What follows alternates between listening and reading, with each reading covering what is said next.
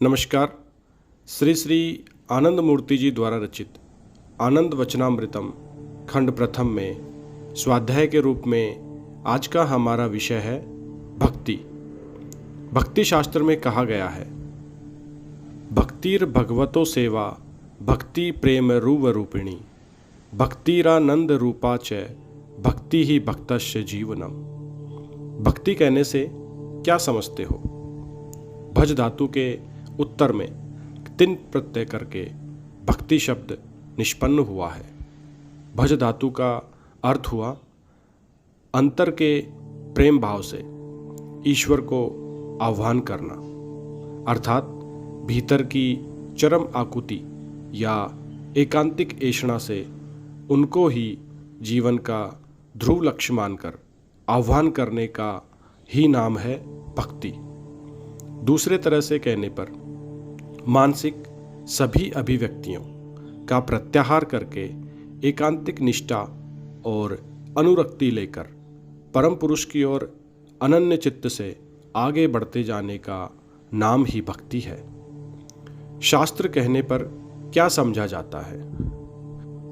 शासनात् तार्येत यस्तु स शास्त्र परिकीर्तित।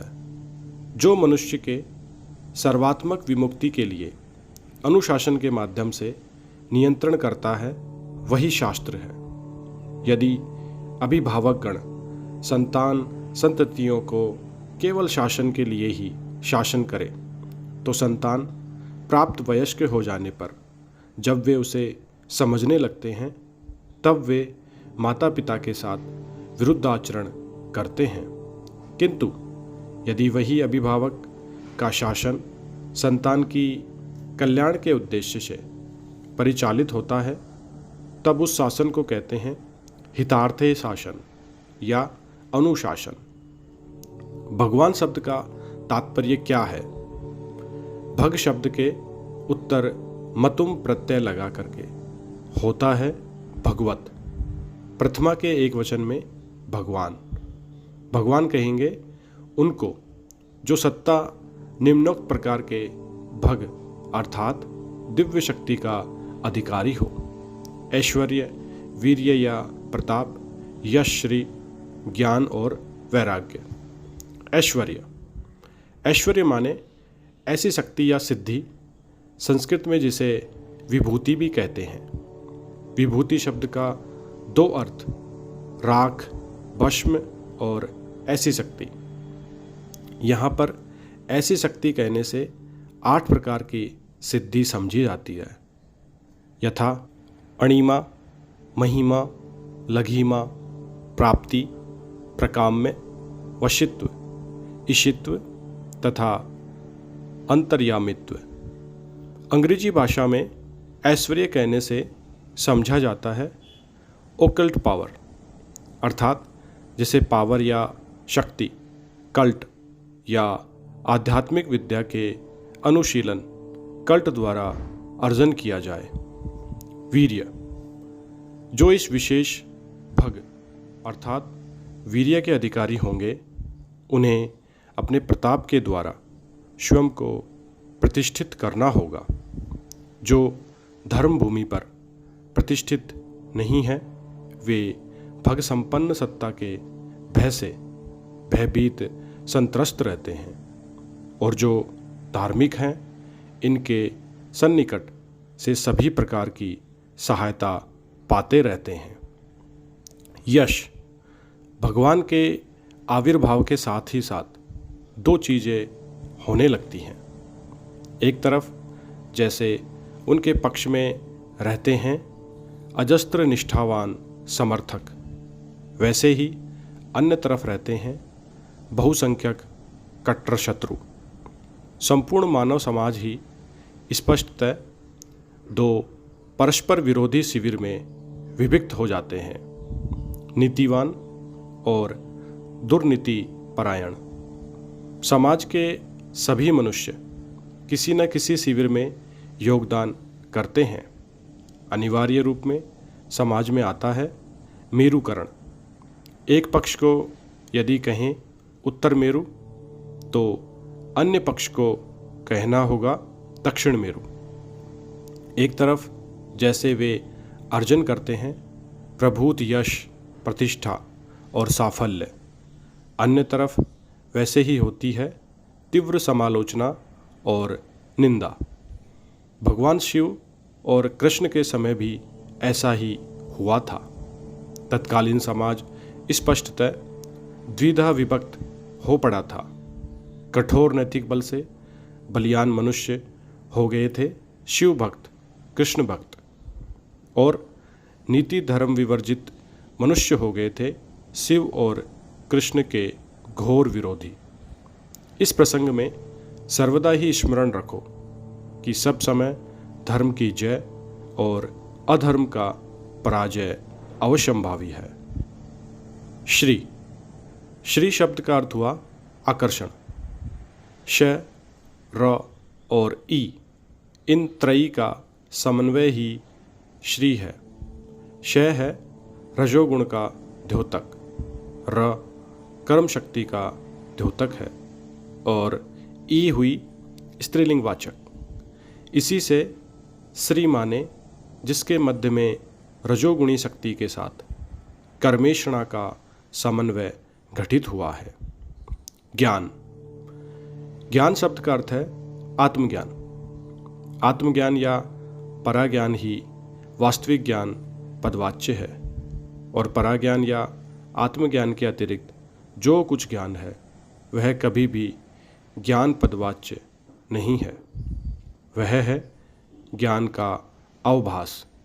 पुस्तक पढ़कर इस आत्मज्ञान या पराज्ञान की प्राप्ति नहीं होती। मानव मन की आशा, आकांक्षा, वृत्ति, प्रवृत्ति को परम पुरुष में समाहित कर सकने पर ही आत्मज्ञान मिलता है। कारण परम पुरुष हुए ज्ञान मूर्ति। वैराग्य। वैराग्य शब्द का अर्थ हुआ जागतिक विषय में अनासक्ति। संस्कृत भाषा में वी रणज प्लस घण प्रत्यय करके निष्पन्न होता है विराग शब्द, जिसका भाववाचक विशेष्य हुआ वैराग्य। रणज धातु का अर्थ हुआ रंग लगाना। प्रभात रंजन माने जो प्रभात को रंजित करे।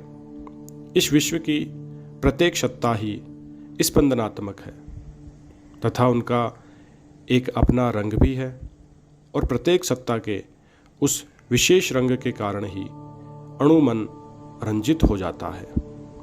इसी से मनुष्य को किसी बाह्यिक सत्ता के रंग में रंजित होना नहीं चाहिए। कहा गया है भक्तिर भगवतो सेवा। भक्ति माने भगवान की सेवा करना। यहाँ पर भगवान माने जिनमें पूर्वोल्लिखित 6 भग या दैवी गुण निहित है। भक्ति प्रेम स्वरूपिणी अर्थात भक्ति हुई विशुद्ध प्रेम स्वरूपा, अर्थात परम पुरुष को छोड़कर मैं अन्य कुछ नहीं चाहता। ऐसा कि परम पुरुष मुझे अन्य कोई जागतिक वस्तु देना भी चाहेंगे तब भी उसे नहीं लूँगा। भक्ति रा नंद रूपाच। भक्त को एकांत इच्छा ही है परम पुरुष का संतुष्टि विधान, उनको ही आनंद देना। ऐसा कि स्वयं को आनंद लाभ के लिए भी वह परम पुरुष की सेवा नहीं करेगा। भक्ति ही भक्तस्य जीवनम अर्थात भक्ति हुई भक्त का जीवन। यह भक्ति अत्यधिक तात्पर्यपूर्ण है। मछली जैसे जल के बिना जीवित नहीं रह सकती, भक्त भी उसी तरह भक्ति को छोड़कर जीवित नहीं रह सकता। जल से मछली को निकाल लो, देखोगे मछली तुरंत मर जाएगी। उसी प्रकार से भक्त के अस्तित्व से भक्ति को हटा लो, देखोगे भक्त का अस्तित्व शीघ्र ही विलोप हो गया है। इसी से कहा गया है भक्ति ही भक्त के जीवन की सार वस्तु है। तब मनुष्य के जीवन में सबसे मूल्यवान वस्तु क्या है? उसके उत्तर में कहूँगा अवश्य ही भक्ति है।